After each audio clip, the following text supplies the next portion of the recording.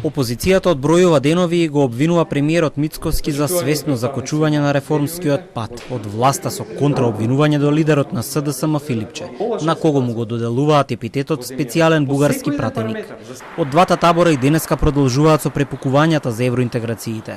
Социјалдемократите се на став дека власта ја замајува јавноста за реформската агенда, додека земјата тапка во место.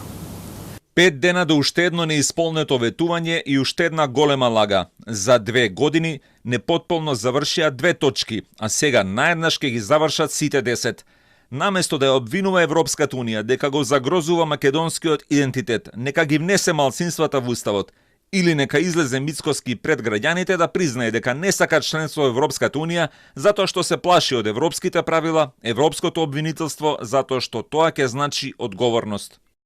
За СДСМ уставните измени за внесување на малцинствата се клучниот чекор за продолжување на европскиот пат, но власта во тој услов го препознава само првиот чекор во понатамошниот тек на евроинтеграцијата.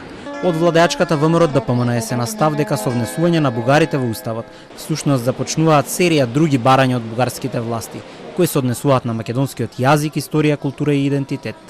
На Бугарија и Румен Радев не име само до внесување на 2 до 3.000 луѓе во уставот на Македонија, кои се чувствуваат како бугари, напротив, тие сакаат комплетно да ја редефинираат македонската историја, македонскиот јазик, култура и идентитет. Венко Филипче и СДС за власт, за амнестија од криминалите, за да можат повторно да ја крадат државата и за моќ.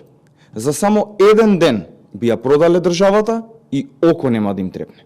Пред само неколку дена лидерот на СДСМ го повика премиерот да се обединат околу уставните измени, а потоа заеднички да ја споделат одговорноста за тој чин, со образложение дека ЕУ ја отвора вратата за проширување и шансата не смее да се пропушти. Клучниот услов за Македонија е внесување на малцинствата во уставот.